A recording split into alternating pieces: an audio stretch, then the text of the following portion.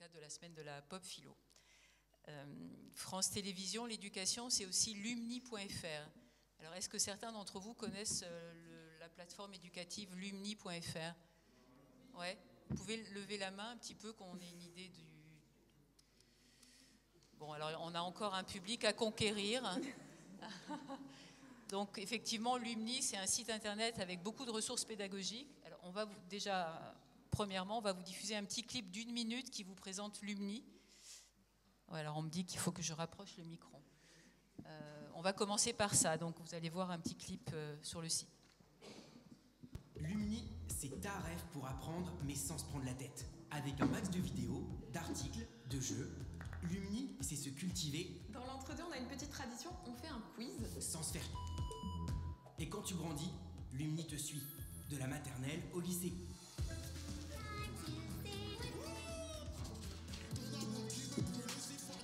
T'apprends, tu progresses, pas de galère. Et entre nous, pas de tabou. Il faut toujours savoir si une personne est consentante. En lui demandant si elle veut des céréales. Mais non.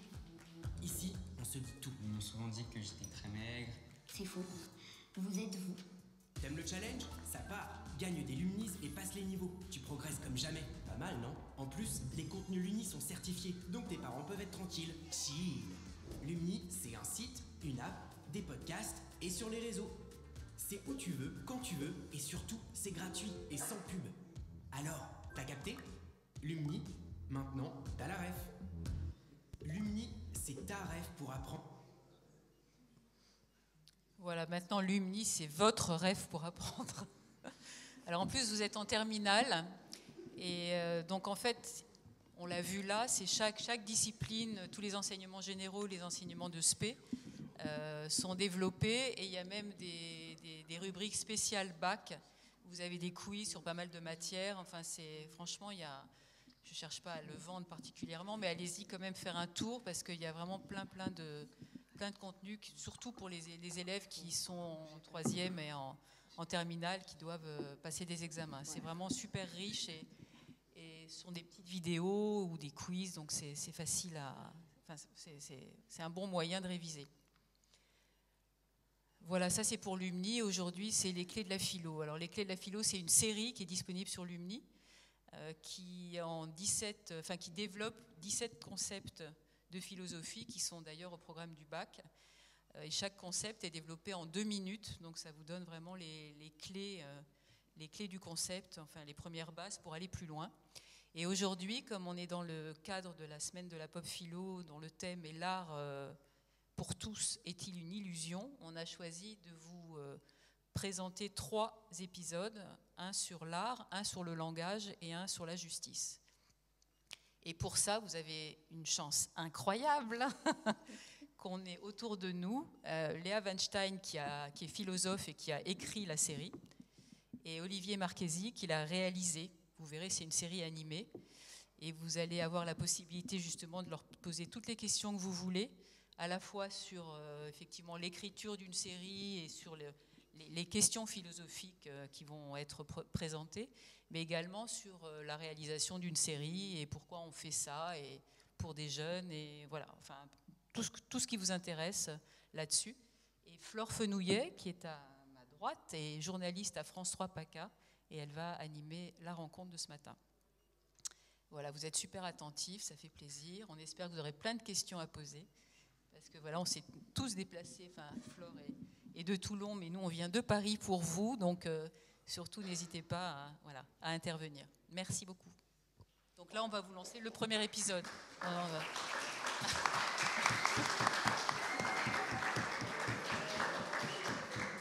Là, c'est l'épisode sur l'art. Voilà.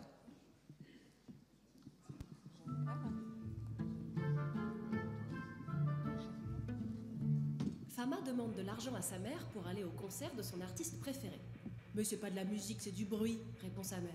« Et ce que tu m'as montré l'autre jour, le monument emballé dans du tissu, c'est de l'art peut-être » répond Fama. Dans ce banal échange mère-fille se cache une question philosophique. Où commence et où s'arrête l'art? À première vue, on peut dire qu'il y a art lorsqu'il y a production d'une œuvre belle. Mais alors, on doit se demander, comme Socrate dès l'Antiquité, qu'est-ce donc que le beau? Pour le définir, Kant opère des distinctions. Le beau est différent de l'utile. Contrairement à l'objet, l'œuvre belle ne répond à aucun besoin. Devant un tableau ou une musique, on ne demande pas à quoi ça sert, car on répondra toujours à rien. Aller au concert ne sera d'aucune utilité. Mais la musique est belle pour Fama, bruyante pour sa mère. Le beau, c'est subjectif. Kant avance une autre distinction. Le beau est différent de l'agréable. Une œuvre belle doit procurer plus qu'une sensation subjective, sinon je dis simplement qu'elle me plaît. Elle est belle si je postule qu'elle peut l'être aussi pour les autres. Le beau est un jugement universalisable. Mais chez Fama, la mère et la fille s'écharpent sur deux œuvres contemporaines. Depuis la seconde moitié du XXe siècle, les artistes ont décidé de bousculer le beau et de nous provoquer. Mettre un urinoir dans un musée en fait-il une œuvre d'art ? Walter Benjamin propose de changer notre perception de l'œuvre d'art. Avec l'apparition des nouvelles techniques, l'œuvre n'est plus sacrée, comme l'était un tableau de la Renaissance par exemple, car elle n'est plus unique. Elle peut être reproduite à l'infini, un film, une photo ou un morceau. On peut se demander si elle ne devient pas aussi un pur produit commercial, issu d'une industrie qui vise à vendre le plus d'exemplaires possible. Walter Benjamin le prend en compte. L'œuvre perd peut-être de son aura, mais elle ouvre des champs nouveaux et insoupçonnés dans les sensations qu'elle provoque en nous. L'art se définit alors par l'expérience qu'il nous donne à vivre. Ce que recherche Fama en allant à son concert, c'est une expérience nouvelle, un moment unique, une expérience collective. Elle doit juste le faire comprendre à sa mère. Philosopher, c'est peut-être apprendre à vivre l'art comme une expérience.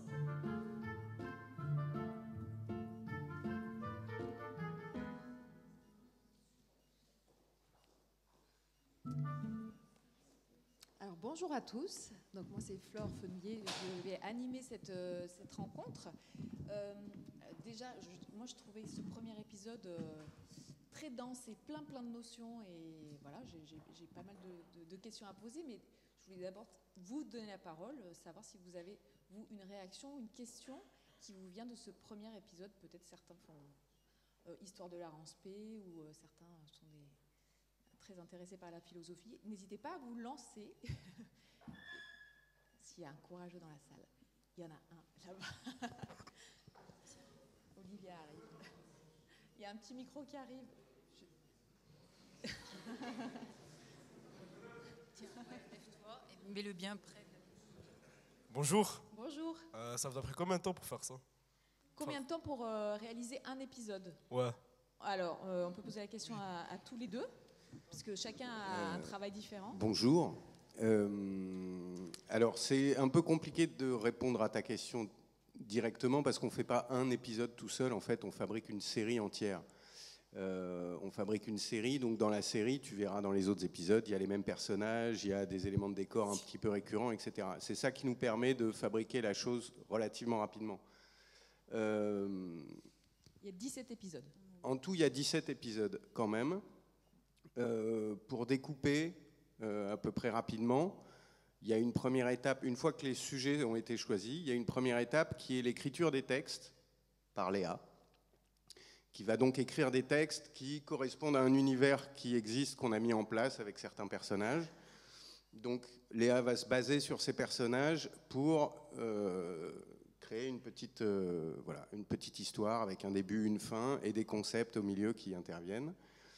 Une fois que Léa a écrit un certain nombre d'épisodes, avec mon ami co-réalisateur, on se met à ce qu'on appelle le découpage, c'est-à-dire qu'on va transformer les scripts en storyboard. Un storyboard, c'est comme une série de petits dessins assez basiques. Ça peut être très joli quand il y a vraiment le temps et le budget, mais nous, on fait ça de manière très très basique. Je vais vous le montrer. Là, j'ai un petit carnet dans lequel je prends mes storyboards, et c'est vraiment des dessins très très rapides. En fait, le but, c'est quand même de travailler assez rapidement. Donc ça décrit les scènes de manière très très sobre, avec des petits bonhommes en bâton, et puis il y a marqué là c'est une tour Eiffel, là c'est un machin. Et ça nous permet, en enregistrant une voix maquette, de voir à peu près la durée globale de l'ensemble, la durée de chaque scène, et de savoir comment va se dérouler l'épisode. Donc ça, avec ce storyboard, on fabrique ce qu'on appelle un animatique, c'est-à-dire c'est la période, le storyboard animé en fait. Animé, c'est juste, ça nous permet de savoir que telle scène va durer 5 secondes, telle scène va durer 2 secondes, et il va se passer ça, etc. Ensuite, on a un animateur qui travaille, donc on a un petit plateau de shoot qui fait 2 mètres de large, même pas, avec un appareil photo, des tas de petits personnages et d'accessoires. Et là, il va prendre en photo toutes les images qui sont nécessaires à faire chacune de ces scénettes et qui ensuite vont être assemblées, compositées, parce qu'il y a quand même un petit peu de trucage, il y a des fils de fer qu'il faut effacer parfois quand il y a des choses qui volent en l'air, il y a des petits aimants qu'il faut effacer, des petites choses qu'il faut compléter. Et en fait, on fabrique tout ça en continu, c'est-à-dire que pendant qu'il y a un épisode qui est en train d'être préparé, un autre est en train d'être shooté et un troisième est en train d'être monté, en gros.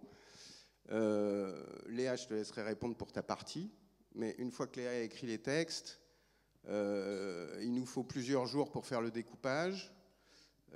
Après, pour prendre en photo absolument toutes les images d'un seul épisode, grosso modo, il fallait 1 semaine.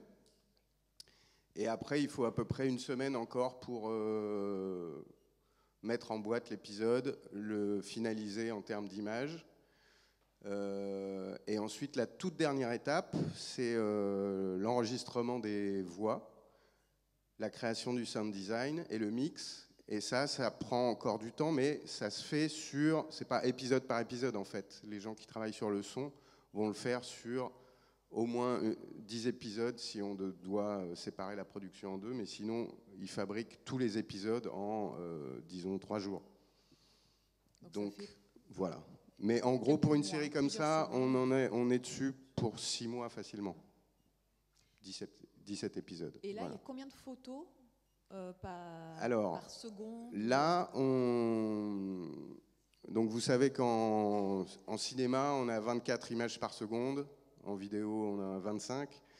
Nous, on va fabriquer 3 fois moins d'images que ce qui est nécessaire. D'où le côté un petit peu saccadé. Nous, on ne prend que 8 photos par seconde. Voilà. Donc ça veut dire que c'est ce qui crée cet aspect un petit peu saccadé et voilà.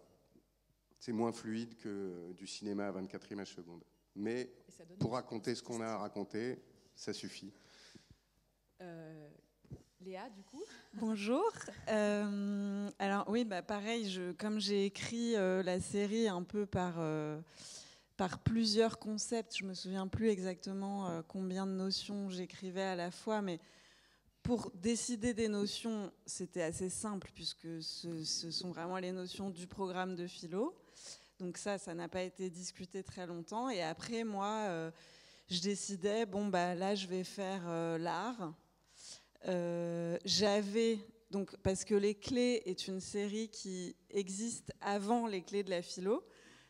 Ils ont fait Les Clés de la République, Les Clés de la laïcité. Donc les petits personnages et tout que vous voyez, ils existaient déjà. On a d'abord eu cette discussion-là. Donc est-ce qu'on reprend les mêmes personnages ? Est-ce qu'on prend des lycéens ou pas ? Il y avait aussi cette discussion-là.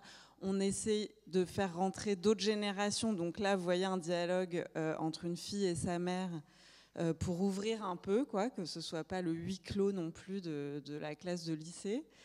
Et donc moi, j'ai le concept. Je sais que je vais devoir faire une petite situation avec les personnages au départ. Donc j'essaye d'abord de réfléchir à une situation qui pourrait arriver dans votre vie, ou qui pourrait vous parler en tout cas. Voilà. Là, c'est l'histoire du concert, en lien avec la notion. Et après, en fait, moi, mon but, c'est d'arriver à caser des philosophes et à développer un tout petit peu. Donc, vous voyez, on a très, très peu de temps. Mais c'est comme une espèce de petite intro à un cours où je me dis, ok, sur l'art, il faut une situation qui leur parle.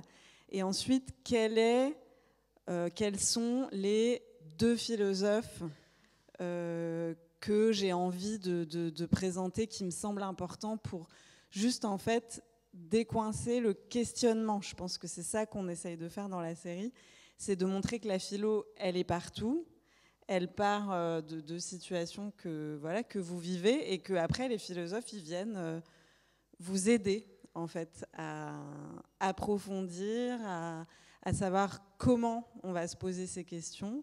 Donc après moi là c'est un travail vraiment de synthèse vraiment difficile parce qu'en fait quand le beau moi sur mon document Word c'est 2 paragraphes. Donc le temps de travail le plus long pour moi sur ce boulot-là, c'est le moment où je coupe, en fait. C'est-à-dire qu'au départ, j'écris un truc beaucoup trop long, et après, j'enlève, quoi. J'enlève, et il faut que ça tienne encore debout à la fin, qu'on y comprenne quand même un peu quelque chose, et que Olivier, ensuite, quand il va faire son découpage, puisse lui-même avoir des images qui lui viennent, parce que moi j'écris la petite situation, donc le concert, mais ensuite quand c'est du concept pur, donc là c'est vous qui devez imaginer les images. Donc là Olivier va m'appeler en disant est-ce que tu crois que c'est pas un contresens si je mets une pomme, est-ce que tu crois que ça colle, ou est-ce que on dit n'importe quoi à ce moment-là? Il faut aussi que l'image puisse marcher. Oui, effectivement, ça c'est une grande partie et l'un des moments les plus marrants et intéressants dans l'exercice. C'est au moment du découpage de trouver effectivement les bonnes situations, les bonnes images, les bonnes métaphores même parfois. On essaye tant que possible d'éviter d'être redondant avec le texte. On essaye de ne pas illustrer le texte de manière trop littérale et primaire. On essaye toujours de trouver un petit jeu, un petit clin d'œil, ou en tout cas des façons malines d'exposer les choses. Et c'est là que c'est intéressant, c'est là que c'est rigolo pour nous en termes d'animation. Mais c'est là qu'effectivement, il faut aussi se rapprocher de l'autrice pour savoir si on n'est pas en train de faire un contresens magnifique, ou alors si on n'utilise pas un symbole qui voudrait dire autre chose dans quelque chose. Voilà. Parce qu'on n'a pas du tout les connaissances de Léa en philo. Nous, on a pu réviser notre bac aussi grâce à cette série. Mais effectivement, ce moment de trouver la bonne idée qui va pouvoir nous permettre de dérouler sur plusieurs scénettes un même concept, voilà, là on est parti, on avait notre sculpture originelle qui parle du beau, et après quand on se met à se poser la question, à parler de l'utilité de l'œuvre, à voir comment elle peut se décliner, à voir qu'on peut après la multiplier grâce aux nouvelles technologies, etc. On s'est dit il nous faut une représentation de quelque chose dont on va pouvoir faire un tableau, une photo, voire un truc virtuel. Voilà, donc là on réfléchit, on se dit bon ok, une nature morte, une pomme, c'est ce qu'il y a de plus simple, c'est bête, et puis en plus quand il va pouvoir manger la pomme, bon. Donc ça, nous on a cette idée-là, nous de notre côté, on en parle quand même à Léa pour savoir si c'est pas idiot de faire manger une pomme à Kant.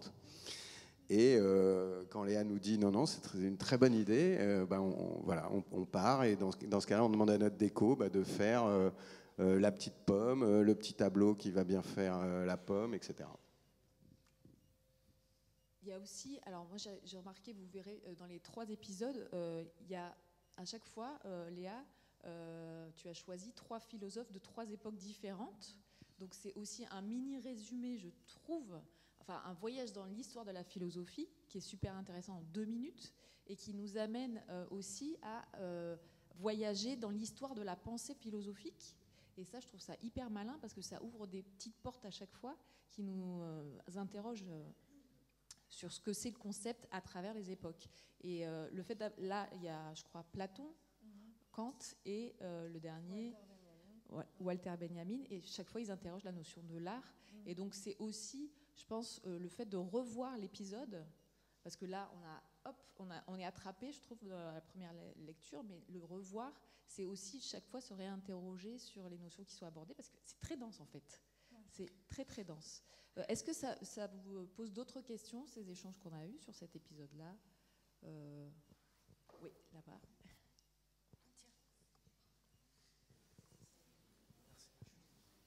Bonjour. Bonjour. Du coup, dans la vidéo, vous dites qu'il faut différencier l'art, que l'art c'est beau, et qu'il faut différencier l'art de l'utile. Mais du coup, de l'art utile, c'est pas de l'art? C'est une bonne question. Alors, c'est quoi de l'art utile? Tu as un exemple qui te viendrait? Par exemple, une belle étagère sculptée dans du marbre. Ah oui, d'accord. Alors, ça, c'est bien vu parce qu'en effet, donc ce qu'on explique au tout début, ce que vous avez peut-être vu ou que vous allez peut-être voir en cours, c'est qu'une des premières distinctions, donc en philo, on distingue. Pour définir un truc, on essaye de le différencier d'un autre truc. Et donc pour l'art, la première distinction, donc c'est dès Platon, vraiment dès l'Antiquité, c'est l'art et l'artisanat. Et donc qu'est-ce qui différencie justement une étagère qui a une utilité, qui est celle de pouvoir ranger des trucs dedans, de une sculpture ou, je ne sais pas, un travail d'ébénisterie, par exemple. Ça existe, l'ébénisterie d'art. Donc à ce moment-là, c'est une bonne question. On est pile à la limite. Est-ce que celui qui fabrique ça, c'est un artiste ou est-ce que c'est un artisan? Eh bien, ce qui va faire la différence, c'est justement qu'est-ce qui vient au premier plan. Est-ce qu'il le fait d'abord pour sa fonction, donc pour ranger des trucs dedans, ou est-ce qu'il le fait d'abord pour le beau, c'est-à-dire pour avoir un objet? Et donc, en fait, cette frontière, plus on va avancer dans le temps, plus elle va être brouillée, parce que le design, par exemple, aussi, c'est quelque chose qui est un peu à l'articulation des deux. L'architecture, à la fois, ça sert d'abord, la première fonction, c'est quand même d'abriter des gens, des habitations, voilà. Mais il va y avoir aussi le beau qui va intervenir et qui va avoir une autre fonction.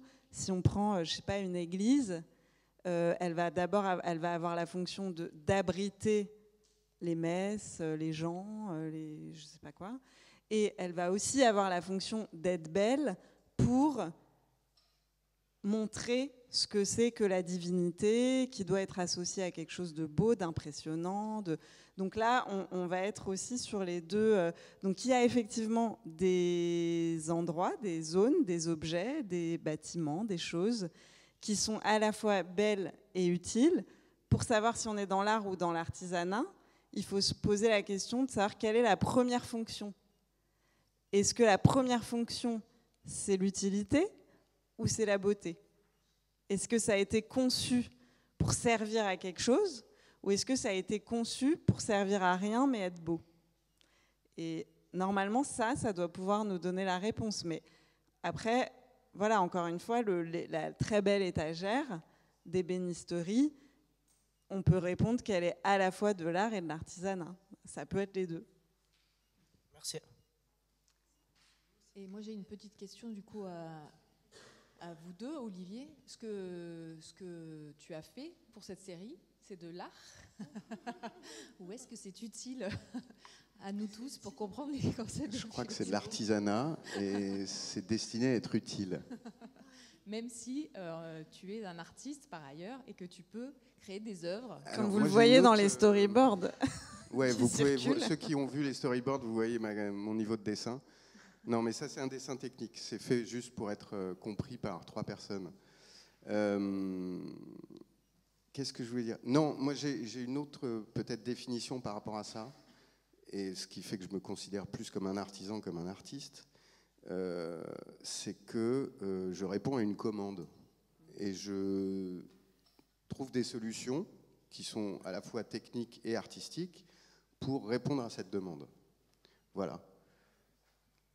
Peut-être quand je bricole des trucs dans mon coin tout seul, que personne ne m'a rien demandé et qu'au bout d'un moment j'ai décidé que c'est fini, là c'est peut-être de l'art, mais ce n'est pas le sujet aujourd'hui. Super. Est-ce que vous avez d'autres questions sur cette thématique?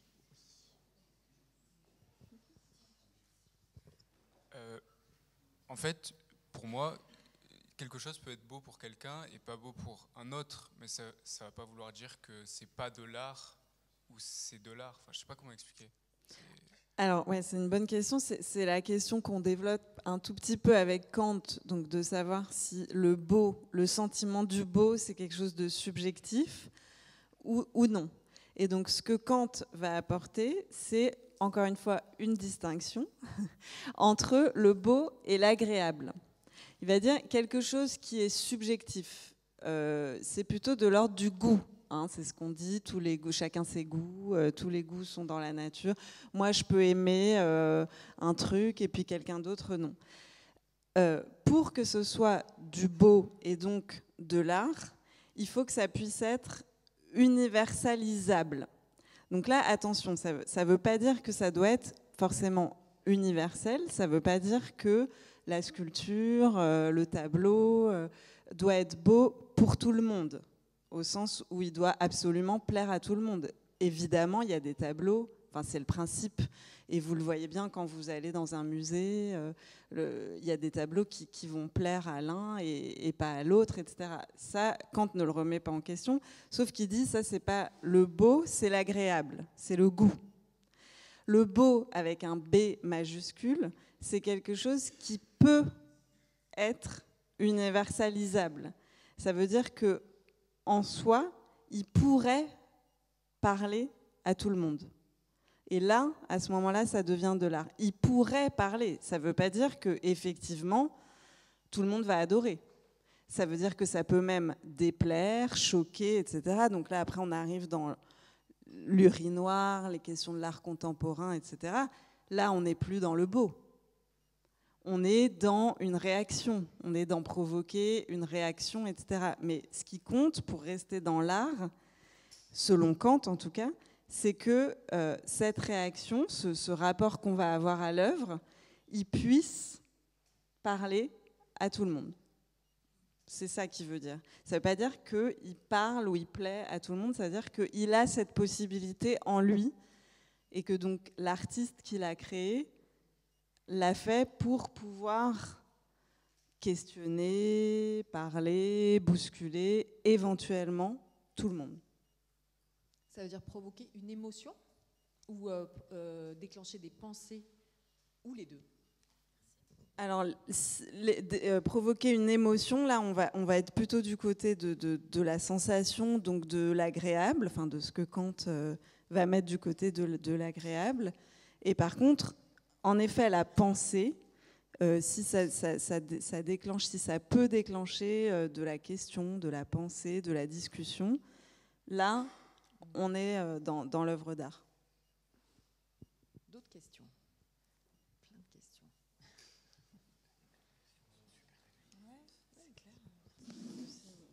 Bonjour. Bonjour. Du coup, ma question, c'était la suivante. Est-ce que justement, on n'entrerait pas dans le relativisme, vu que, comme vous l'avez dit tout à l'heure, ça pourrait être de l'art pour certains et pas pour les autres. Donc, est-ce que ça ne dépendrait pas de chacun? Et est-ce qu'il n'y aurait pas plusieurs vérités, justement? Alors non, justement, c'est ce que Kant essaye de faire, c'est de dire on n'est pas dans le goût. Ce qui est relatif, c'est le goût. C'est ce qui plaît ou ce qui ne plaît pas. Mais à partir du moment où on rentre dans l'universel, on est justement plus dans le relativisme. C'est exactement ce que Kant veut contrer. C'est-à-dire, il veut dire, si on n'arrête pas de dire que toi, ça te plaît, mais pas moi, etc., là, on est dans le relativisme et on ne peut plus rien définir, en fait.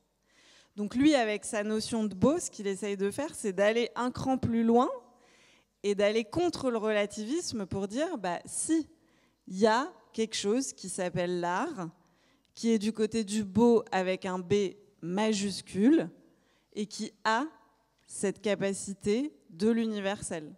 Donc c'est une bonne question dans la mesure où justement, ce qu'il essaye de faire, c'est de dépasser le relativisme.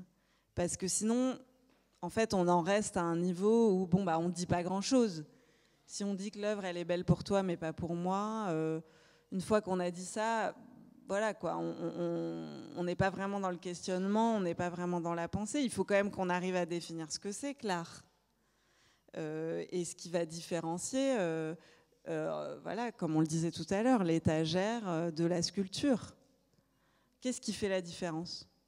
Donc lui, il veut essayer de trouver la réponse à cette question. Et pour ça, il se rend compte tout de suite que le premier truc qu'il doit dépasser, c'est le relativisme. C'est cette histoire de tous les goûts sont dans la nature. En fait, si on s'arrête à ça, on ne pourra pas définir l'œuvre d'art. D'accord, merci. Une autre question et ensuite on va passer à l'épisode numéro 2, si on va essayer de tous les voir. Ah, il y a plein de questions. Des garçons. Ah non, il y a une fille là. Olivier, ah, c'est bon. Bonjour. Donc, Bonjour. Moi j'avais une question, c'était par exemple, est-ce que l'art numérique c'est vraiment considéré comme de l'art? Enfin, quand on parle des IA, tout ça. Voilà. Ouais, c'est une bonne question. Peut-être que toi, tu peux répondre là-dessus. C'est une super question, mais je pense qu'il est trop tôt pour y répondre vraiment. Parce qu'on sait pas trop tôt encore, le matin ou trop tôt trop tôt dans la vie de l'IA et de la façon dont on ne sait pas encore comment ça va chambouler tout ça. Mais ça soulève des questions super intéressantes et pertinentes sur l'inspiration. Qu'est-ce qui fait un artiste? Et beaucoup de questions aujourd'hui sur l'IA se soulèvent sur ce qui a permis à entraîner ces IA. Et la façon dont certains artistes retrouvent des parties entières ou fractionnées de certaines de leurs œuvres d'art, que ce soit à l'écrit ça existe aussi, ou dans les images. On cherche à trouver un équilibre entre la puissance mécanique de ces machines qui ne font en gros, qui singent ce que les artistes font depuis toujours, c'est-à-dire s'inspirer de ce qui les entoure. Et l'art ne vient jamais ex nihilo au milieu de nulle part. L'art, c'est toujours une succession, comme la science, comme la majeure partie des sciences humaines. On n'est que le résultat de tous ceux qui nous ont précédés. Donc on ne fait que s'inspirer, copier, détourner, etc. etc.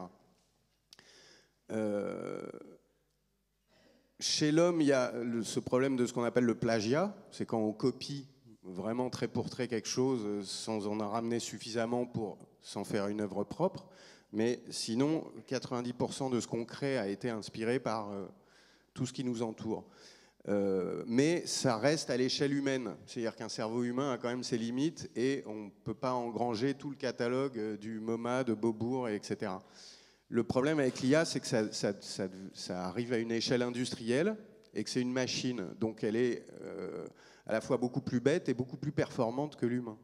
Donc elle est capable d'engranger 5000 ans d'histoire de l'art pour refaire un tableau comme au XVIIe, pour faire une œuvre comme Liechtenstein ou comme n'importe qui. On la nourrit suffisamment et elle vous refait une œuvre d'un artiste connu mais qui n'existe pas, mais elle le fait à la manière d'eux, comme un gentil petit copieur un peu inspiré. Mais est-ce que c'est de l'art? La question n'est pas pour moi. Ça reste, y a des images étonnantes qui ont été créées par des IA. Derrière, il y a quoi? Il y a quelqu'un qui a écrit une phrase qui était censée décrire quelque chose. Est-ce que c'est lui l'artiste? Est-ce que c'est la façon dont on a entraîné l'IA qui va faire ça? J'en ai strictement aucune idée. Moi, ça me dépasse. Mais je suis très excité par ce que ça va amener, en fait. J'ai l'impression qu'on est vraiment à l'orée de quelque chose qui va chambouler beaucoup de choses. À mon avis, on va voir beaucoup de trucs atroces. Il y a beaucoup de métiers peut-être qui vont disparaître, mais peut-être tant mieux, à la limite, parce qu'il y a des métiers il y a des trucs fatigants à faire, et si on le fait faire par une machine, c'est super. Mais qu'est-ce que ça va donner? Et surtout, en fait, la façon dont on nourrit l'IA, on voit petit à petit sortir aujourd'hui dans certaines campagnes de pub ou des images générées par IA qu'on commence à reconnaître, en fait. Parce qu'on se rend compte que la manière dont elle a été nourrie, c'est une certaine partie de l'humanité. C'est une certaine partie de l'Internet. Donc, ce qui est intéressant à voir, c'est la façon dont tout ça dessine des contours d'une sorte de culture globale un peu bizarre, avec des grands axes assez précis sur la forme que doivent avoir les gens, la tête qu'ils doivent avoir, le type de décor, le type de photographie, etc. Mais Là où ça me fait un petit peu peur par rapport à l'inspiration d'un artiste, par rapport à ce qui l'entoure, c'est que l'artiste il va toujours essayer de dépasser ce qui le précède. Il s'en inspire, il le prend, mais il le recrache plus loin. L'IA, pour l'instant, ne fait que singer ce qui existe déjà. Et j'ai l'impression que la façon dont on les nourrit me semble assez pauvre, en fait, par rapport à l'étendue de la culture humaine et par rapport ne serait-ce qu'à vous, votre cerveau, de tout ce qu'il voit dans la journée et de tout ce qu'il filtre et de tout ce qu'il trie et de ce qui lui reste à la fin de la journée. Et je ne sais plus où je voulais aller. Bref, c'est assez excitant, assez flippant, mais voilà, qu'est-ce qu'on va en faire vraiment ? Après, la question, c'est ça, c'est que ça devient un super outil pour pouvoir fabriquer en un clin d'œil des images qui prenaient avant une journée, 2 journées, à un illustrateur, un photographe, à n'importe qui à fabriquer. Aujourd'hui, on clique 3 fois, on a 5 déclinaisons de la même image, voilà. Mais au final, on se rend compte que tout se ressemble un petit peu. Donc voilà, qu'est-ce qu'on va faire de cet outil ? C'est comme à chaque fois qu'un nouvel outil arrive, en fait. Il y a toujours 2 faces à une pièce. Il y a des trucs formidables, des trucs très sombres. Voilà, c'est la façon dont on va se l'approprier et dont on va faire attention à ce que d'autres ne se l'approprient pas d'une mauvaise manière, qui, je pense, va être intéressante à l'avenir. Mais bon, en attendant, moi j'aime bien passer du temps à bouger des petits bonhommes en plastique. Personnellement, je trouve ça plus intéressant que demander à un ordinateur « Fais-moi bouger Léa de gauche à droite ». Et elle a l'air surprise. Voilà. Non, moi je voulais juste dire, pour revenir un peu à l'histoire de la philo, puis à la structure de l'épisode, c'est ce qu'on voit déjà quand on passe de Socrate à Walter Benjamin, on passe quand même déjà d'œuvres d'art à œuvres d'art très différentes. Et donc les philosophes, à chaque fois, ils essayent de s'adapter et de questionner, de penser ce que ça implique sur la notion. Donc là, en l'occurrence, l'art. Effectivement, quand on se met à avoir des photos qu'on développe et qui sont reproductibles à l'infini, par rapport à une toile de la Renaissance qui était absolument unique et que personne ne pouvait reproduire, qu'est-ce que ça change dans notre rapport à l'œuvre d'art ? Dans un cas, il n'y en a qu'une, elle est à Florence, et si vous n'y allez pas, vous ne la verrez pas. Et en même temps, qu'est-ce que ça a provoqué comme émotion quand vous serez à Florence devant cette toile et que vous saurez qu'il n'y a que là que vous pouvez la voir, par rapport à une photo qui est sur Internet ou qui peut s'imprimer, qui va être reproductible à l'infini, que vous pouvez vous-même imprimer chez vous. Enfin, vous voyez. Donc, ça change complètement la notion d'œuvre d'art et notre rapport à l'œuvre d'art. Et donc, je pense qu'aujourd'hui, avec le numérique, mais surtout avec les IA, ça va en effet complètement chambouler encore la notion d'œuvre d'art et qu'en fait, c'est votre génération à vous, de philosophes ou futurs philosophes, qui allez devoir réfléchir à tout ça et redéfinir encore et encore la notion. On va pas forcément oublier la question de l'art, mais on va faire un petit détour par la question du langage, et puis, quitte à, parce que tout ça est quand même lié, donc on va diffuser le 2e épisode sur le langage.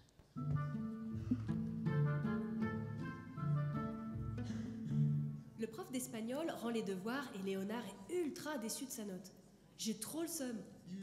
Le prof ne comprend pas. Ça veut dire j'ai la rage, je suis en colère, un truc comme ça.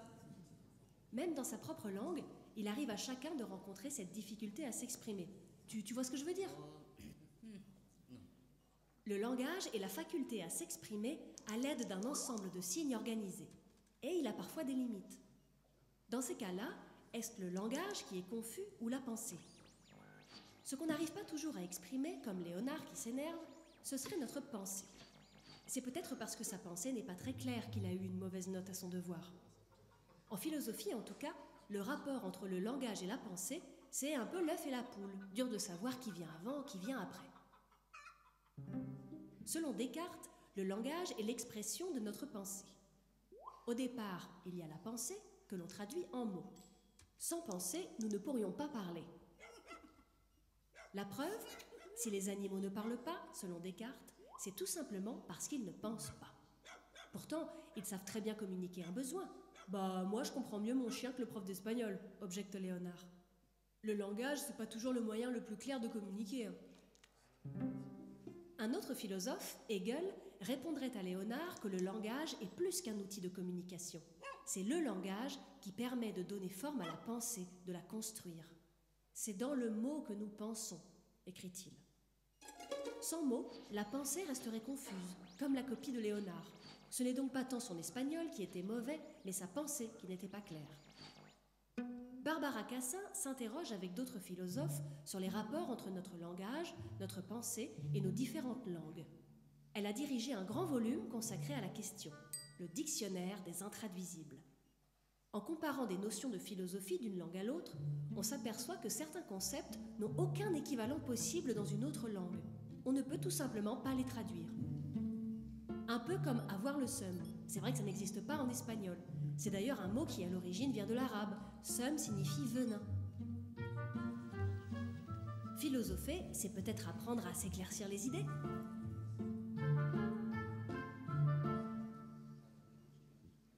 Alors, je ne sais pas si ça vous a éclairci les idées, ce petit épisode, ou si, au contraire, ça vous a donné envie de poser des questions. Allez-y. Il y a des questions qui arrivent, déjà. Oui, non. Moi, j'en ai une. C'est que sur cet épisode-là, ça ne devait pas être simple à illustrer. Illustrer un épisode sur le langage, c'était un sacré défi, non, Olivier? Du point de vue de l'image. Du point de vue de l'image, ouais. Et de l'histoire aussi. Pas que, il y a eu l'histoire, oui.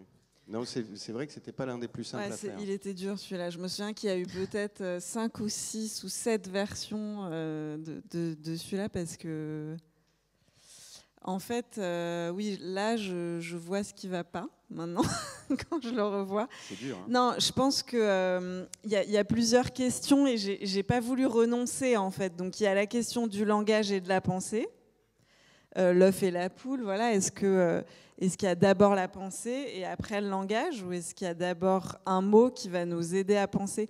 Est-ce que vous croyez que vous pensez avec des mots? C'est compliqué, hein? Et après, il y a la question aussi de la traduction. Et du coup, il y a un peu deux chemins quoi, dans l'épisode. Donc en si peu de temps, c'est vrai que c'est très riche. Mais bon, il est bien réalisé, quoi, grâce aux images. Avec les petites cordelettes qui s'en mêlent. Ouais, voilà, on arrive à bien suivre. Pensée, oui. Merci, parce que moi aussi, je vois que les défauts maintenant. Mais oui, effectivement, on s'en est sorti comme ça, sur la mise en image des pensées confuses par une pelote de laine, parce que voilà, il faut qu'on puisse dérouler le fil de ses pensées. Donc, partant de là, on prend la métaphore, on en fait une pelote et ça devient une image pour un esprit confus. C'est pas ce qu'il y a de plus facile à animer. En plus, les pelotes de laine. Donc, quand on prend cette décision, on parle avec ses animateurs et on se pose vraiment la question de savoir si c'est la bonne idée. Mais que dire d'autre? Non, c'était pas le plus simple, mais c'est ça qui est marrant. C'est ça le challenge dans ce genre de petite série. C'est essayer de trouver à chaque épisode la petite idée qui va bien marcher, qui sera agréable à animer et compréhensible à la fin surtout. Des questions? Oui, tout là-haut, il y a une petite question.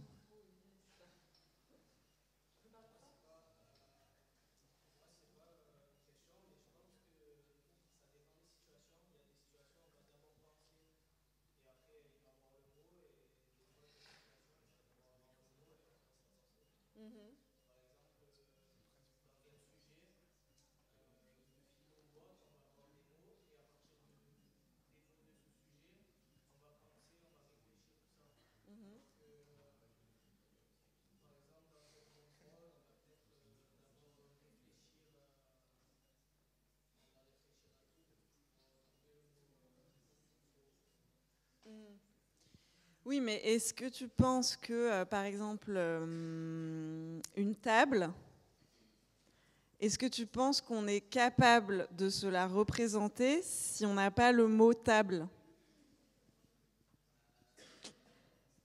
Comment? Non.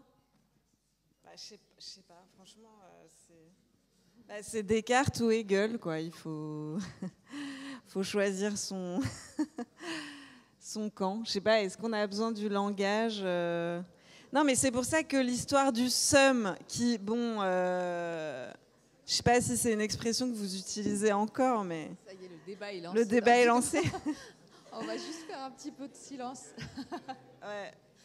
Là, en tout cas, vous utilisez les mots, quoi. Là, tout de suite, ouais. C'est rigolo. Ouais, y a encore une petite question là-haut.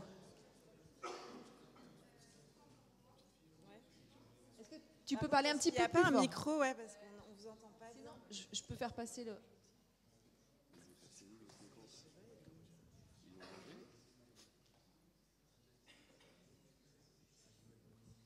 Bah, du coup, moi, je voulais dire, par exemple, les personnes qui manquent de sens, enfin, qui leur manque un sens, par exemple, ils sont sourds, donc ils parlent en langue des signes. Du coup, c'est pas le mot qui sort avant, mais c'est leur pensée, sûrement, non? Enfin, je sais pas trop comment le dire. Après, le mot, il peut être dans ta tête, mais comme un mot. Oui, mais s'ils savent pas parler, du coup, ils vont pas penser en langue des signes. Ouais, mais le langage, c'est pas forcément la parole. Distinction, encore une fois. C'est-à-dire que le langage, il peut être dans ta tête, mais il est déjà sous la forme de mots. Je ne sais pas si c'est clair ce que je dis. C'est pas des images que tu as dans la tête, c'est déjà des mots. Donc ça s'articule dans un système de signes. D'ailleurs, on le dit au début, le langage, c'est un système de signes. Donc ça peut très bien être... D'ailleurs, on dit le langage des signes, on dit ça, non? Ou la langue des signes. Donc c'est en effet aussi un langage. C'est pas forcément une parole articulée par une voix. Voilà. Le langage, il peut passer par d'autres... mais en tout cas, c'est un système de signes qu'on peut apprendre. Donc la question, c'est de savoir, est-ce qu'on a besoin de ça pour penser, ou est-ce que la pensée, elle est autonome, elle fait son chemin toute seule et elle n'a pas besoin de prendre la forme d'un langage, en fait? Ça, c'est la question philosophique. Ouais. Tout à fait. Et alors, dans le petit épisode, c'est Léonard, je crois, qui dit que le langage, c'est pas toujours le meilleur moyen de communiquer avec son chien. Alors ça, c'est encore d'autres questions sur est-ce qu'il y a une pensée chez les non-humains, ceux qui n'ont pas de langage à proprement parler. Ça aussi, c'est une question philosophique qui est posée dans cet épisode-là. Oui, et qu'on repose, je crois, dans un autre épisode. Oui. Oui, sur l'animal, justement, qu'est-ce qui nous différencie des animaux? Bon. Un épisode que vous faudra voir toute la série pour le trouver. À la nature, oui. Épisode sur la nature, je vous le conseille. Il y a une scène de vache magnifique. Parce qu'en plus, actuellement, il y a beaucoup de philosophes qui réfléchissent sur la communication chez les non-humains. Oui, tout à fait. Dans le vivant, par exemple. Dans le vivant. Et donc, voilà, sur l'animal, voilà, est-ce qu'il y a un langage animal? À l'époque de Descartes, en fait, je pense aussi que, donc, vous voyez que l'histoire de la philo, ça évolue, ça bouge. C'est comme ce qu'on disait tout à l'heure sur les œuvres d'art qui changent.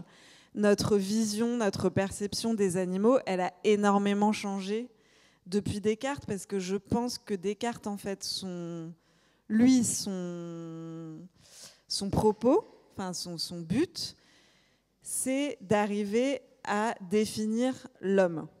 Il part vraiment de l'homme. Donc l'animal n'est qu'un truc qui lui sert à différencier l'homme. C'était l'époque où on disait que l'homme doit être maître et possesseur. Sœur de la nature, ça c'est Descartes, maître et possesseur de la nature. Et l'animal-machine. L'animal-machine, c'est Descartes aussi. Donc c'est vraiment voilà, un endroit de la philosophie où l'animal, c'est tout ce qui est différent de l'homme. Donc l'animal, il pense pas, il parle pas, il n'a pas de conscience, voilà. Et petit à petit, on va évoluer, on va remettre ça aussi en question. Et aujourd'hui, il y a toute une génération de philosophes. On parlait d'ailleurs ce matin d'une philosophe que j'aime beaucoup qui s'appelle Anne Simon, qui doit avoir une 50aine d'années aujourd'hui, et qui réfléchit sur la condition animale. et qui, aujourd'hui, vous explique que non seulement il y a une communication animale, mais que l'animal pense. Une question là-bas. Mais du coup, pour revenir sur le fait est que il faut avoir des mots pour penser. Par exemple, la personne qui a inventé la table, avant d'avoir inventé la table et d'avoir trouvé le mot pour l'associer, il n'y avait pas de mot pour penser. Il s'est imaginé la table dans sa tête. Il a pensé à la table avant de la créer. Donc techniquement, on n'a pas besoin de mots pour penser, c'est visuel. Enfin... Voilà, oui, c'est très bien démontré. Réutilisez ça dans votre prochaine dissertation. Exactement. Ouais. Après, on le voit aussi avec les enfants. Avant qu'ils aient le langage ou au moment où ils l'acquièrent, on voit que pour autant, il y a à la fois une pensée, une communication qui est avant le langage, en fait. J'ai une question. Est-ce que ne pas réussir à exprimer sa pensée, c'est handicapant dans la société? Par exemple, on voit que Léonard, là, il a eu 3 sur 20 parce qu'il n'a pas réussi à exprimer sa pensée. Super intéressant comme question. Oui, je pense que oui, que c'est un handicap dans la société et que la maîtrise du langage est une forme de pouvoir, en fait. C'est une forme de pouvoir qu'on acquiert et que ensuite certains vont utiliser pour dominer même éventuellement les autres. Donc non seulement le défaut de pensée et de langage, en fait là, à ce moment-là, je pense que le langage et le pensée marchent ensemble, mais en effet, ça peut être un handicap d'avoir une confusion au niveau de la pensée qui va se répercuter dans une confusion au niveau du langage, qui va être handicapant et qui va ensuite, socialement, politiquement, se transformer en un outil de domination, en fait, de ceux qui détiennent la clarté de la pensée et l'aisance du langage. Donc c'est pour ça que, voilà, là on rejoint un peu la question du festival, la question l'art pour tous. Le langage pour tous, d'où l'importance de l'école, de l'éducation, de l'école gratuite et d'avoir cet accès à une clarification possible de notre pensée et à une maîtrise possible de notre langage. Je pense que c'est très important. Bonjour, ici vous associez pas mal donc, le langage aux mots. Est-ce qu'il n'y aurait pas un langage du corps? Donc, face à une situation, ma pensée va peut-être désapprouver quelque chose et je vais froncer les sourcils, je vais serrer mon poing. Est-ce que le langage du corps n'est pas un peu infériorisé par rapport aux mots qui sont souvent, lorsqu'on parle mieux, on est plus audible, on va dire? Oui, je pense que c'est pareil, c'est quelque chose, le langage corporel, je crois que ça s'appelle la communication non verbale. Maintenant, ça a un mot, donc c'est tout ce qui ne va pas passer par les mots, mais qui va... alors là, vous savez que maintenant, c'est quelque chose qu'on utilise justement comme aussi un outil de pouvoir, parce que par exemple, vous avez des entreprises qui sont là pour coacher les gens qui prennent la parole en public. Et qu'est-ce qu'ils font en général? C'est très intéressant sur le langage corporel. Qu'est-ce qu'ils font au début de ces séances de coaching pour apprendre, je sais pas, aux hommes politiques, aux communicants de toutes sortes, à s'exprimer? Ils vont les filmer en train de parler. Donc là, par exemple, nous, on serait filmés. Et ensuite, ils vont nous remontrer la vidéo et ils vont nous décortiquer tout ce que par nos gestes, nos sourcils, comme vous dites, le moment où je vais croiser les jambes, la manière dont je vais bouger mes mains, etc. Et ils vont décortiquer tout ce langage-là parallèle, en quelque sorte, pour dire, OK, ça, c'est un signe de manque de confiance en vous, faut pas le faire. Vos mains, faut les laisser dans vos poches. Vos bras, faut pas les croiser parce que si vous croisez vos bras comme ça, c'est une attitude de repli, de peur, de timidité. Au contraire, il faut montrer une image de vous assurée, etc. Donc il faut vous tenir de cette manière-là, etc. Donc en effet, il y a tout un pan de nous qui envoyons des signaux parallèlement au langage et qui peuvent même éventuellement trahir des choses que le langage va masquer. Donc là, j'utilise le langage pour avoir l'air de vous transmettre des connaissances que je maîtrise, etc. Mais en fait, si vous regardez comment je croise mes jambes et mes bras, vous comprendrez que j'ai peur de ne pas me souvenir bien des notions et que je ne veux pas dire de bêtises, etc. Donc en effet, il y a un langage parallèle, on pourrait appeler ça peut-être.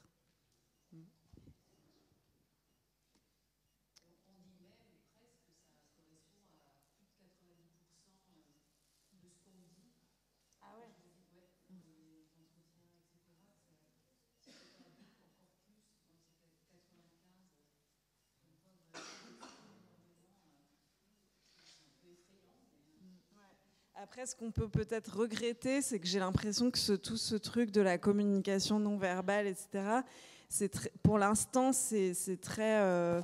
il y a une mainmise un peu du management des entreprises, en fait, sur cette question-là, qui essaye qui ne nous le montre que pour...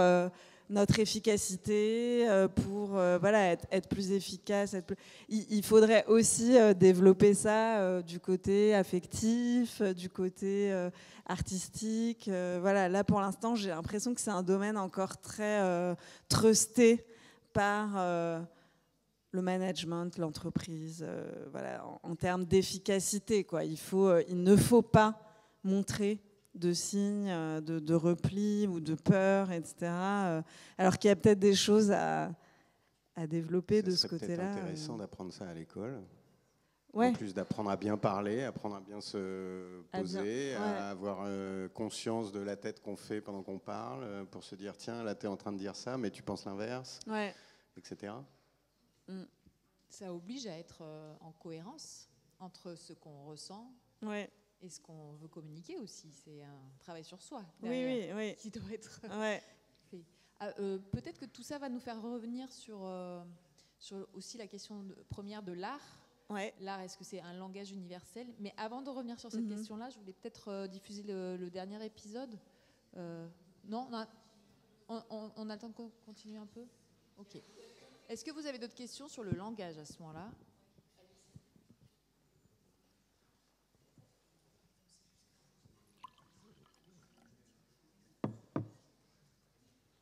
Moi, j'avais une question concernant le fait que des fois, on dit que j'ai pas envie de dire des choses qui dépassent ma pensée.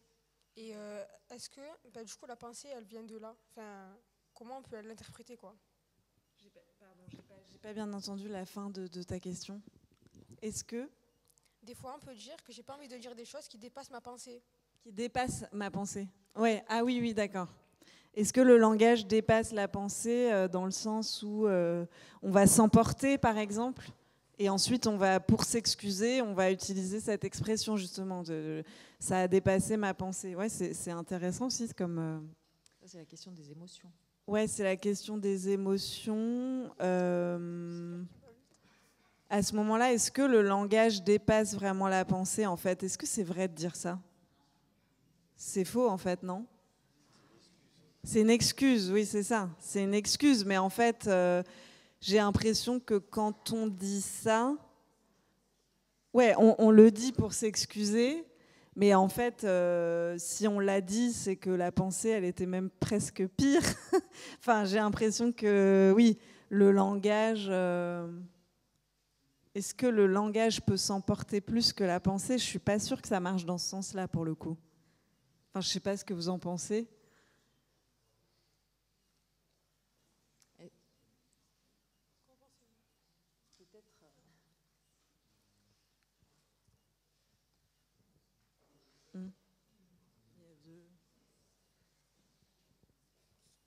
Bonjour. Oui, trahi. Dans ce sens-là, oui, c'est vrai. Il peut y avoir aussi un endroit où le langage... c'est le problème de Léonard aussi. Le langage ne traduit pas. Alors, est-ce que ça veut dire que la pensée est confuse ou est-ce que c'est le langage qui n'a pas suffisamment d'outils pour traduire ce qu'on pense ? J'ai l'impression aussi que ça, c'est quelque chose qui s'apprend. On en revient à ce qu'on disait tout à l'heure sur le fait que c'est aussi un pouvoir qu'on a. Le langage, de la même façon qu'on apprend à clarifier sa pensée, on apprend à utiliser le langage pour traduire au plus près de la pensée et pour pas qu'il y ait cette trahison où en fait on sait pas comment dire, quoi. On a l'impression d'avoir une pensée mais que le langage ne suffit pas. Bonjour, moi j'avais une question. Est-ce que c'est pas une question de génération ? Parce que par exemple la communication, les mots qu'on emploie maintenant et qu'on employait avant, ils sont différents, du coup ça peut affecter la manière d'être compris au niveau de la pensée, etc. Oui, alors c'était l'idée de la situation de départ dans l'épisode avec ce truc d'avoir le seum. Justement, là, il y a un truc où, en plus, c'est à peu près intraduisible, parce que ça vient de l'arabe, ça vient d'une autre langue, mais que, le mot arabe, donc c'est venin, mais en fait, avoir le seum, c'est pas exactement ça que ça veut dire.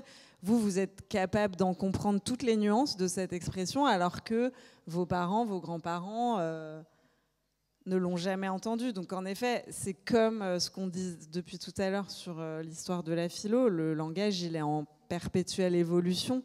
Et d'ailleurs, on voit donc le dictionnaire des intraduisibles, mais le dictionnaire tout court, vous savez qu'il change chaque année, parce qu'on fait rentrer au dictionnaire des nouveaux mots, des nouvelles expressions qui vont changer. Et puis en plus, d'autant plus maintenant que toutes les langues ont tendance à beaucoup plus se mélanger. Bon, il y a évidemment l'arrivée de l'anglais dans notre langue, de façon quotidienne. Maintenant, on s'en rend même plus compte de tous les mots qui viennent de l'anglais. Mais il y a aussi ce phénomène-là des différentes langues qui se mélangent. Et j'ai l'impression que plus on avance dans le temps, plus on a une espèce de langage qui mélange différentes langues, quoi. Merci. Une question. On dit que c'est...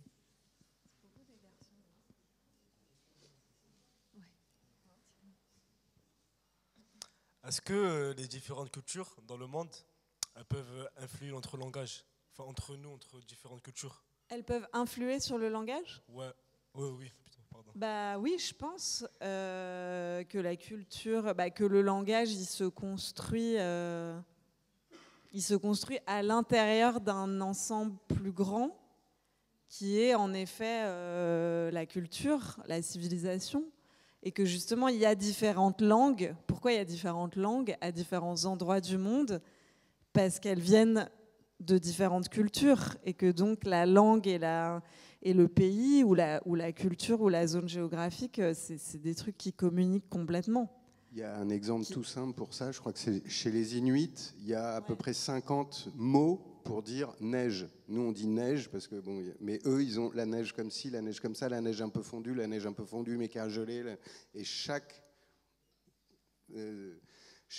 façon a son mot spécifique. Donc ça dépend de fait et de la culture et de l'endroit. Et s'il y a des montagnes ou des rivières autour de toi, ou si c'est des plaines désertiques, il n'y aura pas les mêmes mots dans ta langue. Ouais, et puis ça dépend aussi de la géographie et de l'histoire. Nous, on parle la langue française qui vient du latin. Et pourquoi ça vient du latin ? Parce que c'était l'Empire romain. Et pourquoi ? Donc en fait, tout vient se mélanger dans la langue qu'on parle. Et puis les mots qui sortent du dictionnaire aussi, c'est parce que on les utilise plus. Il n'y a plus d'usage. Voilà. Dans notre quotidien. Mais ça prend des décennies, mais c'est une évolution quand même qui Puis l'anglais, c'est aussi la culture anglo-saxonne qui est dominante depuis quelques décennies, qui explique que certains mots anglais arrivent dans le dictionnaire. Oui. Est-ce qu'on passe au dernier épisode sur la justice? Et ensuite, on reviendra aux questions qui sont nombreuses et je suis ravie.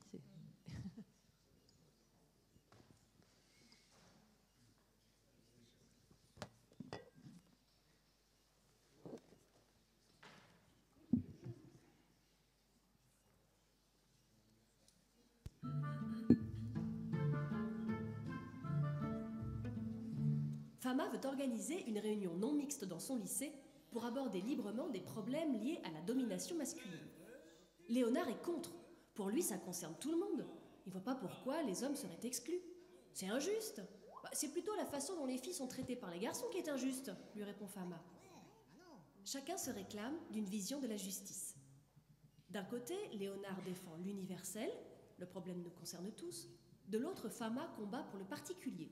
Les filles, en tant que minorité opprimée, ont besoin d'un lieu de parole à part. On pourrait dire que les deux sont justes. On se retrouve face au problème posé par la notion de justice et sa définition. C'est d'abord un sentiment. La philosophie s'en préoccupe depuis ses origines. Aristote affirme que la justice, c'est l'équilibre dans la répartition. La justice peut viser soit l'égalité, chacun doit avoir la même chose, soit l'équité, on prend en compte les singularités de chacun.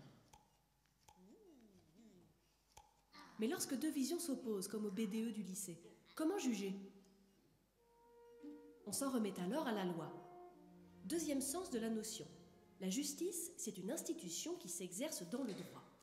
Rendre justice, c'est appliquer le droit. Ici, c'est le règlement intérieur du lycée. Or, il stipule que chaque réunion doit être ouverte à tous. Mais une loi peut-elle être injuste? John Stuart Mill se pose cette question et propose de distinguer le légal, ce qui est conforme aux lois, et le légitime, qui est conforme au sentiment de la justice. Ce n'est pas parce qu'une chose est dans la loi qu'elle est juste. Il suffit de rappeler qu'avant 1944, la loi interdisait aux femmes de voter. Ou qu'il faudra attendre 1975 pour que la loi de 1920 réprimant l'avortement soit abrogée. La philosophe Simone de Beauvoir publie Le deuxième sexe en 1949. Elle analyse la façon dont les femmes ont été dominées. Pour changer cela, Beauvoir s'engage aussi sur le terrain. Elle se rend même dans des tribunaux pour essayer de transformer la loi.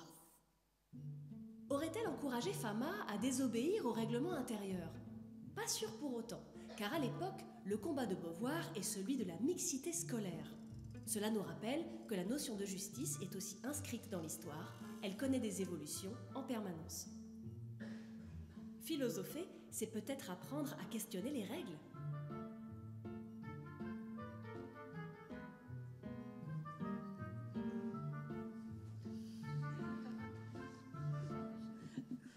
Celui-là, il est pas mal.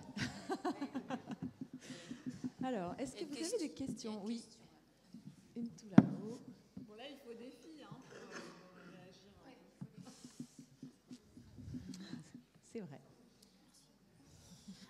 Alors du coup, pour revenir sur les notions de la vidéo, on a vu du coup que la loi, enfin il y avait la justice et la légitimité d'un côté, mais justement, est-ce que ça se baserait pas sur la morale de la société par exemple? On aura des morales, par exemple, je sais pas moi, d'aider une mère avec une poussette de monter dans le bus, ça c'est moral, mais du coup est-ce que techniquement, la légitimité,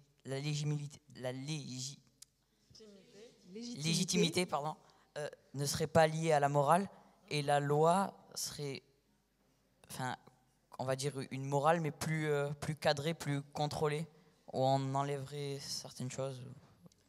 Alors, oui, alors en effet, donc là, c'est d'ailleurs un des problèmes qu'on a rencontrés dans l'écriture de la série, c'est que vous vous rendez compte, les notions, elles sont toutes liées les unes aux autres, les notions du programme. Donc là, en fait, tu vas sur une autre notion qui est la morale, qui fait l'objet d'un autre épisode. Mais elle est tout à fait liée à la question de la justice. Tu as complètement raison.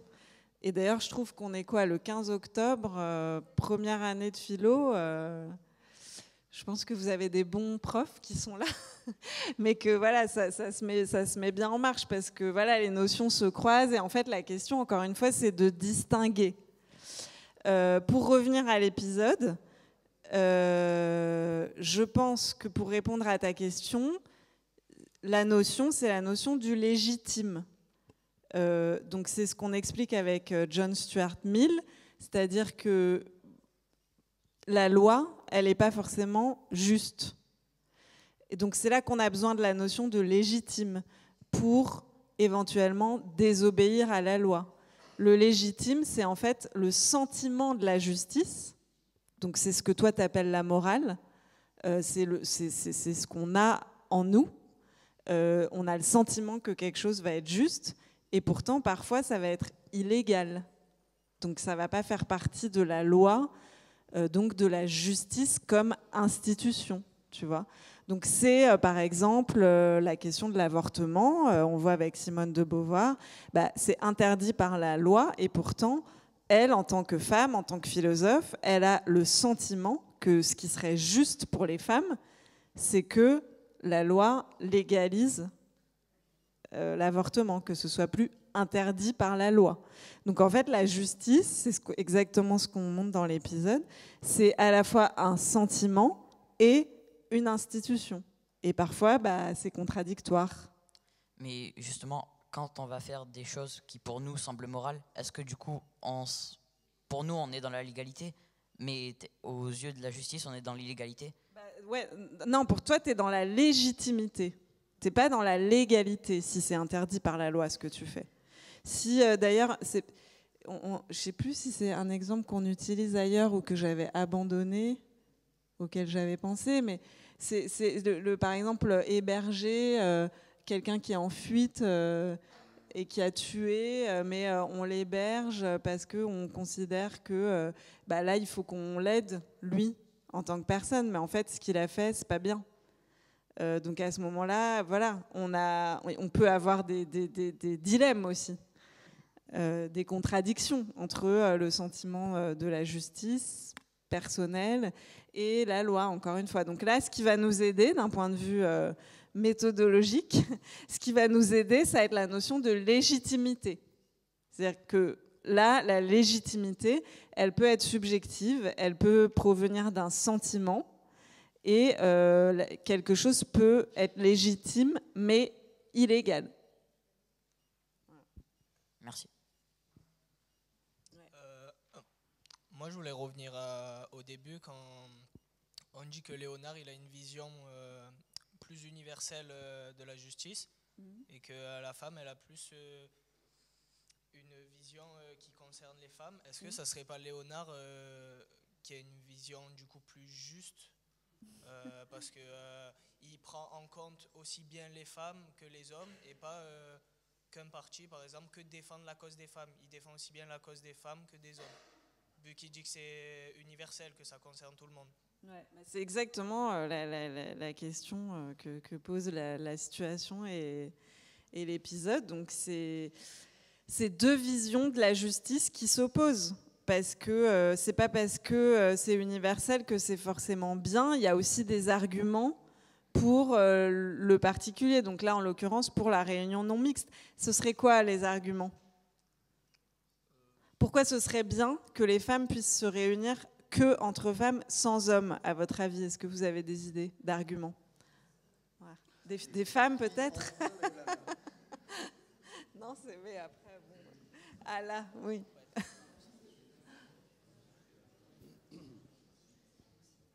Parce qu'il y a des choses qui concernent que les femmes, donc les femmes veulent se retrouver seules, et je trouve que c'est légitime pour la fille de la vidéo, et je trouve que du coup Leonardo... Prénom Léonard, mais pourquoi Léonard, pas pardon. Leonardo, ça lui va bien aussi. Mais Léonard veut juste s'immiscer dans ce conseil qu'elle veut instaurer, et non pas prôner l'universalité. Voilà. Exactement, donc ça c'est un argument, c'est pour dire que en fait Leonardo, quand il dit que lui ce qu'il défend c'est une vision universelle, Peut-être pas, parce que les hommes dans cette histoire, ils sont pas juste extérieurs à la question et spectateurs pas concernés. En fait, les hommes, ils font partie du problème, parce qu'en l'occurrence, ce dont les femmes veulent discuter, c'est peut-être de leur domination, de la façon dont ils les harcèlent, de la façon dont ils les privent de la parole aussi. Et donc, si elles organisent une réunion non mixte, donc à ce moment-là, on peut dire, mais Léonard, c'est pas l'universel que tu défends, c'est la vision particulière des hommes. Donc, voilà. Mais si Léonard, il n'est pas présent, vous avez dit que c'est les hommes le problème. Mais si le problème, il n'est pas présent pour être réglé, comment les hommes, ils pourraient être... ils pourraient régler le problème. Moi, je suis d'accord. J'ai l'impression que cet épisode en fait soulève beaucoup de questions et n'amène pas forcément toutes les réponses, et heureusement, parce que les réponses, c'est à vous de les trouver. Moi, j'ai l'impression qu'il y a du juste et du légitime dans les deux. Et je comprends tout à fait la position de Fama, donc, qui a besoin d'une réunion non mixte pour pouvoir exprimer librement les choses, etc., etc. Et je pense aussi qu'il faudrait trouver une solution pour, dans ce genre de situation, intégrer aussi les hommes qui sont effectivement partie du problème, mais réussir à les intégrer pour qu'ils puissent entendre ce qui leur est reproché, ce sur quoi ils pourraient s'améliorer, etc. Donc moi, j'ai vraiment pas de réponse à ça, mais il faudrait réussir à allier la chèvre et le chou. Faire une réunion sur deux mixtes et une non mixte. Oui, ou alors une partie de la réunion non mixte, et puis ensuite des hommes pourraient rentrer. Il y a aussi la question de la parole, quoi. On revient, vous voyez comment tout est lié, hein. On revient à cette histoire du langage comme outil de domination. Il y a aussi des témoignages où les femmes racontent qu'elles ont eu besoin d'initier des réunions non mixtes parce que sinon elles n'avaient pas la parole. Oui. Donc, tu voulais rajouter quelque chose? Oui, je voulais dire que si le problème doit être présent, pourquoi du coup la loi de 1920 a été votée? À ce que je sache, en 1920, il n'y avait pas de femmes. On n'a pas demandé l'avis aux femmes pour si elles voulaient ou pas avoir le droit d'avorter. Donc en fait, c'est deux poids, deux mesures. C'est d'un côté, les hommes sont le problème, donc ils doivent être présents, il n'y a pas de souci, mais l'inverse doit être possible également. Donc du coup, voilà, je te réponds directement, Faisal.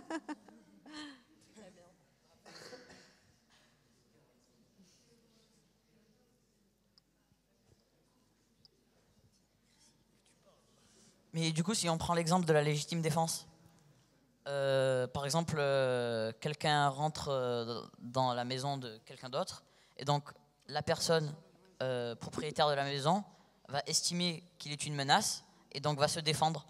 Techniquement, pour lui, ça sera légitime, mais au niveau de la loi, ça sera... on revient à la question d'avant, ok. Et donc, du coup, au niveau de la loi, ça sera considéré comme un meurtre, donc ça sera illégal. Donc, du coup, là où on doit se placer, la justice, qu'est-ce qu'elle doit faire, où elle doit intervenir? C'est pour ça qu'il y a des procès, avec justement, quel est le fonctionnement de la justice comme institution? C'est quand même le fonctionnement d'un procès, et un procès, c'est d'abord une enquête, et ensuite, c'est des visions qui s'opposent. Vous voyez? Sur la base de preuves et de témoignages. Sur la base de preuves et de témoignages, mais je veux dire, la forme même du procès, c'est ça. C'est voir des visions contradictoires s'opposer, et ensuite le juge, à partir des preuves, des témoignages et de ce qu'il a entendu, va décider là où il juge que la loi doit s'appliquer. Donc la légitime défense va être prise en compte comme un motif et comme éventuellement comment on appelle ça, une circonstance atténuante. Mais bon, j'imagine que quand même s'il a tué, il va avoir des problèmes, quoi. Tout dépend de la proximité et de l'ampleur de la menace. Oui, voilà. Donc c'est là où le procès va devoir déterminer. Ouais.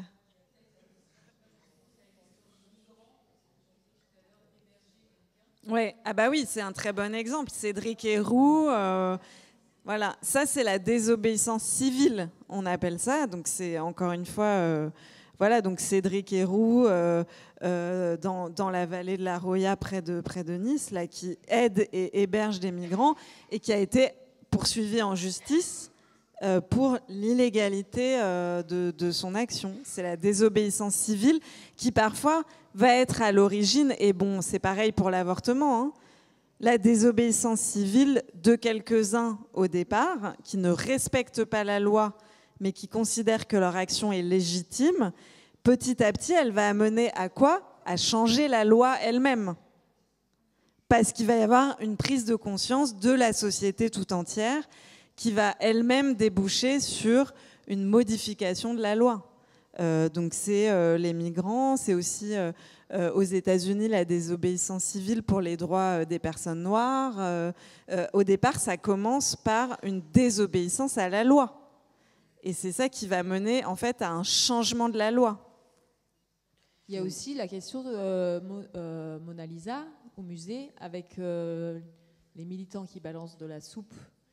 Et je crois que c'est Lady Gaga qui a eu le droit de mettre un grand sourire sur, ah bon sur Mona Lisa. Vous avez entendu parler de ça ? Non. Et en fait, Lady Gaga, c'était OK, parce qu'après, c'était dans un cadre légal, très bien, c'était pour un clip. Et elle a eu le droit de faire ça. Et là, les militantes, elles ont balancé de la soupe sans avoir prévenu le musée. Et elles ont été condamnées à, je ne sais plus combien, 3 ans avec sursis. Ouais, donc, et on revient à l'art, tout ça pour revenir oui, à l'art. Ouais. Bah, je connaissais pas cette histoire de assez Lady récent. Gaga qui, bon, ouais, qui est pas. Est-ce que vous avez d'autres questions ? Mais du coup aussi, pour revenir à cette notion de légitimité, est-ce que ça reviendrait pas, du coup, ça dépendrait pas au final des sociétés ? Parce que quand on voit qu'aux États-Unis, cette notion de légitimité, elle est plus mise en valeur, alors qu'en France, la légitime défense, c'est pas trop. Voilà.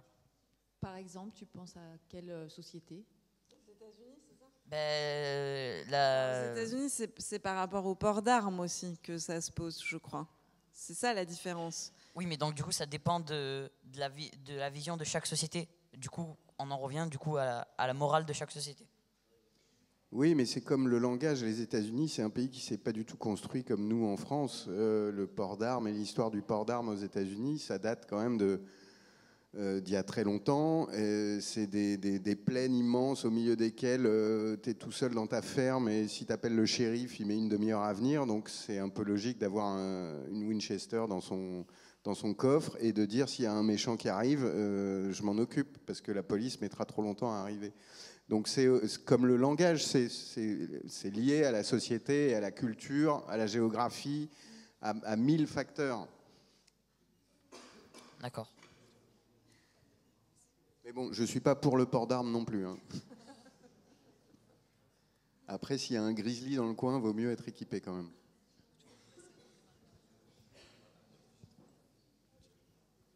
Bonjour. Moi, j'ai une question par rapport à la notion de l'égalité et de l'équité. Est-ce que, par exemple, pour le cas de la vidéo que vous nous avez montrée, est-ce que, du coup, finalement, comment elle s'appelle ? Farah, c'est ça ? Fama. Eh ben, est-ce qu'elle cherche, du coup, en prenant en compte le fait que les hommes, ils auraient plus de droits que les femmes, justement, elle chercherait l'équité pour ramener tout le monde au même niveau, ou c'est vraiment l'égalité ? Ouais, vous avez tout compris. Ouais. Et alors là, peut-être, non, là, je pense que d'ailleurs, pour vraiment comprendre le rôle de l'image, là, il y a un bel exemple de complémentarité entre le texte et l'image, je trouve, parce que tu peux peut-être nous raconter comment vous avez trouvé. Il y a quelque chose avec la pomme, hein, vous aimez bien les pommes. On aime bien les pommes. Mais ce truc du pommier, de comment on fait pour attraper la pomme, et donc l'équité ou l'égalité, si on les laisse à égalité, de fait, il y en a un qui est plus grand qui va arriver à attraper la pomme beaucoup plus facilement. Donc l'équité, ce serait prendre en compte leurs différences et mettre la fille sur un marchepied. pour qu'elle soit au même niveau. Comment vous avez trouvé cette... Alors ça, c'est une vieille... c'est une métaphore qui existe et qui a déjà été utilisée sous d'autres formes, mais en gros, le coût des petites marches pour arriver à la même hauteur, parce qu'il y en a un qui est plus petit, l'autre qui est plus grand, c'est quelque chose qu'on n'a pas inventé. C'est une image qui a déjà été utilisée. Nous, on l'a adaptée à nos personnages, on l'a adapté à la pomme, parce qu'on aime bien la pomme. Mais ça nous semblait surtout l'image la plus évidente et la plus parlante pour exprimer ça. Mais voilà, après, effectivement, ça ne répond en rien à cette question philosophique. À quel moment il faut privilégier l'équité, à quel moment l'égalité. Ça, voilà.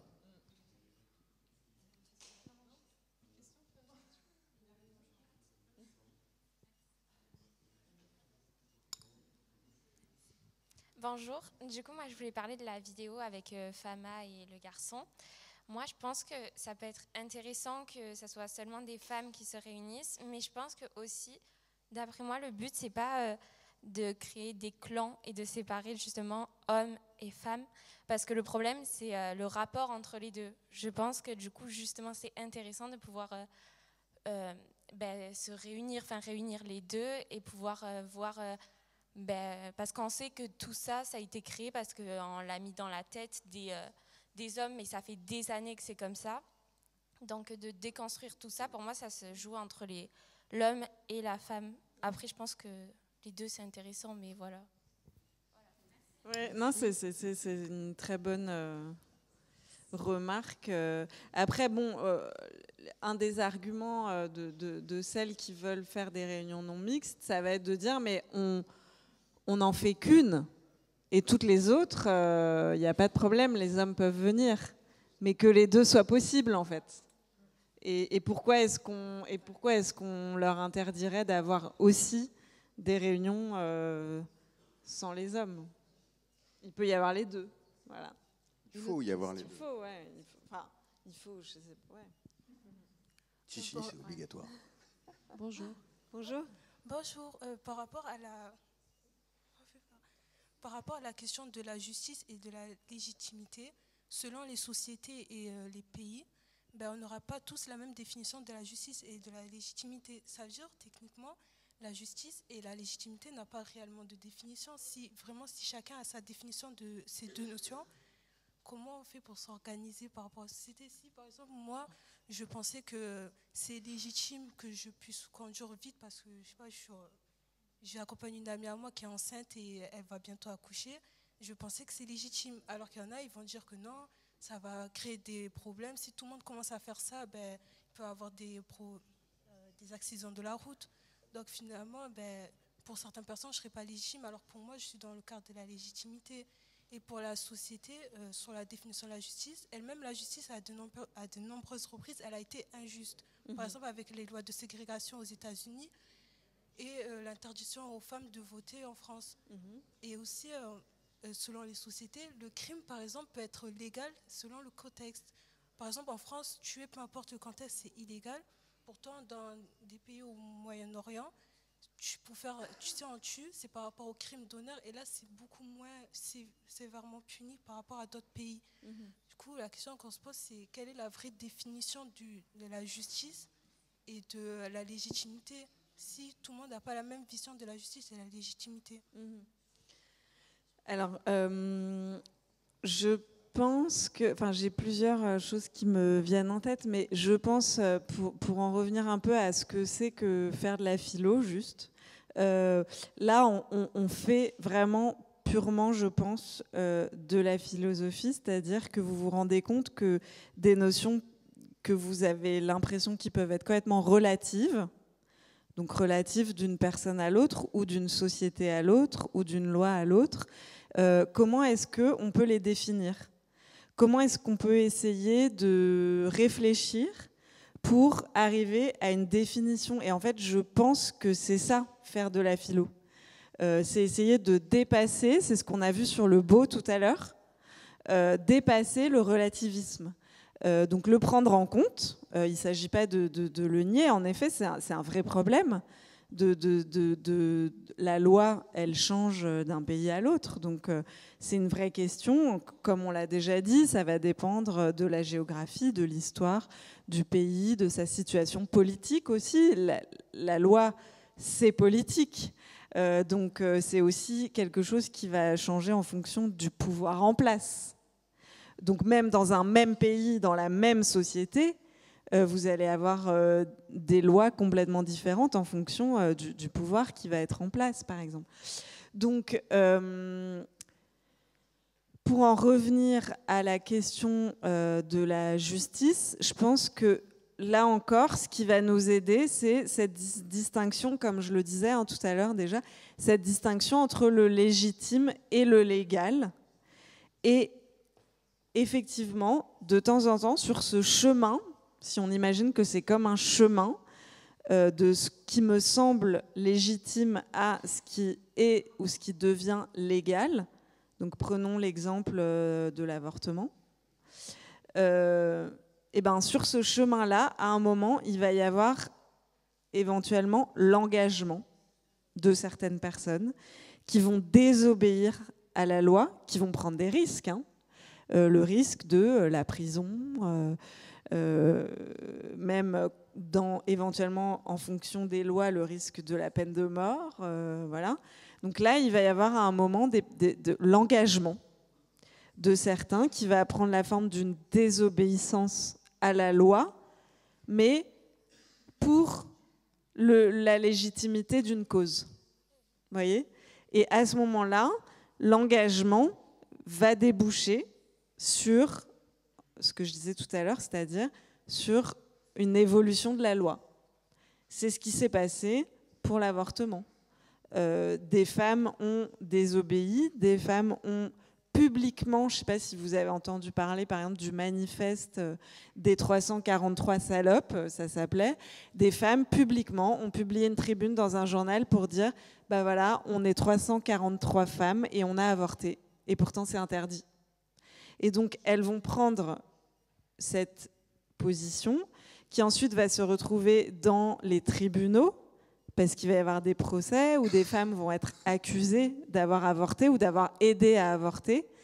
Et à ce moment-là, vous avez une avocate, par exemple, qui s'appelle Gisèle Halimi, qui va dire, mais écoutez, moi je suis censée défendre ces femmes, et là, pour défendre ces femmes, je suis obligée d'attaquer la loi. C'est la loi qui ne va plus. Et donc, suite à cet engagement de cette femme-là, de toutes ces femmes-là, petit à petit, quelques années plus tard, il va y avoir une nouvelle proposition de loi et la loi va changer. Donc, vous voyez, un même acte va être à un moment illégal et quelques années plus tard légal. Grâce à quoi ? Grâce à des gens qui se sont engagés en passant par la désobéissance parce qu'elles pensaient leur cause légitime. Ça veut dire que la légitimité peut influencer la justice. Tout à fait. Et faire en sorte que ce qu'on pensait légitime devient légal au fur des années. On peut faire en sorte que ça soit légal au fur des années. Exactement. Et donc là, après, c'est le sens de l'engagement, en fait. Voilà pourquoi on manifeste, pourquoi on s'engage, parce qu'on est guidé par un sentiment de la justice et qu'on veut le faire correspondre à la loi du pays dans lequel on vit.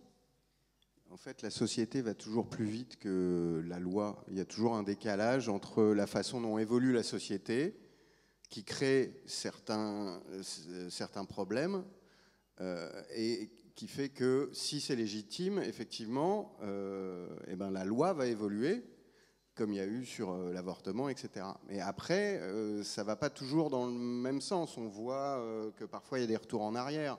On a vu qu'aux États-Unis, il y a plein d'États qui sont revenus en arrière sur cette question de l'avortement, par exemple. Donc ce n'est pas gagné pour eux. Il va falloir qu'à nouveau, des gens s'engagent là-bas pour faire des actions, pour être dans l'illégalité par rapport à quelque chose qu'ils estiment être totalement légitime et qui pensait être un droit acquis, mais qui en fait a été remis en question par certains fondamentalistes. Je crois qu'on est bien. On va prendre une dernière question.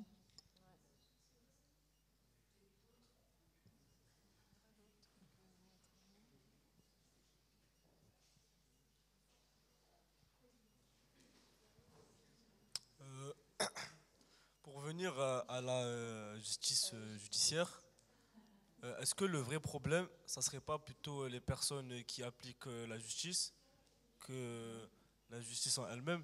Parce que quand on voit que, je sais pas, exemple, un pédophile, il prend moins qu'une personne qui vend des stupéfiants, ben, ça peut nous remettre en question sur la justice. Oui, alors là, on va presque sur la notion de la loi qui fait l'objet d'un autre épisode. Donc, oui, c'est la question de savoir si la justice est juste. En fait, si la loi est juste. Si la loi et la justice sont deux notions qui se rencontrent. Pas toujours, c'est ce qu'on dit en fait depuis tout à l'heure. En effet, il y a des injustices à l'intérieur de la loi. Il y a des contradictions à l'intérieur de la loi. Et c'est pour ça que la loi est aussi quelque chose qui s'écrit et se réécrit et se modifie. Et s'ajuste, exactement, s'ajuste sans cesse. En effet, la loi n'est pas forcément juste. Après, sur l'exemple qui a été pris, je ne sais pas exactement parce que ouais, alors ça, moi non plus. Oui. Je suis pas, parce qu'il y a des peines en fonction des faits qui sont commis.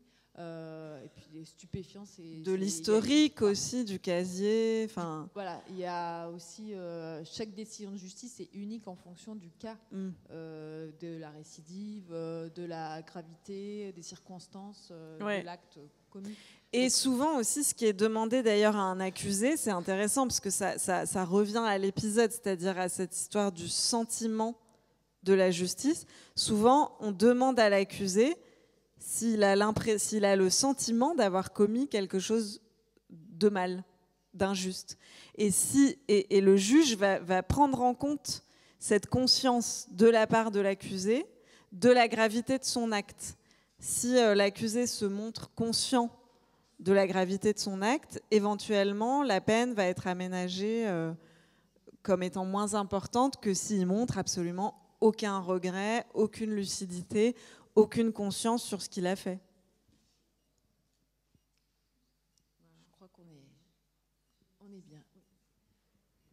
On va s'arrêter là parce qu'il est 11h.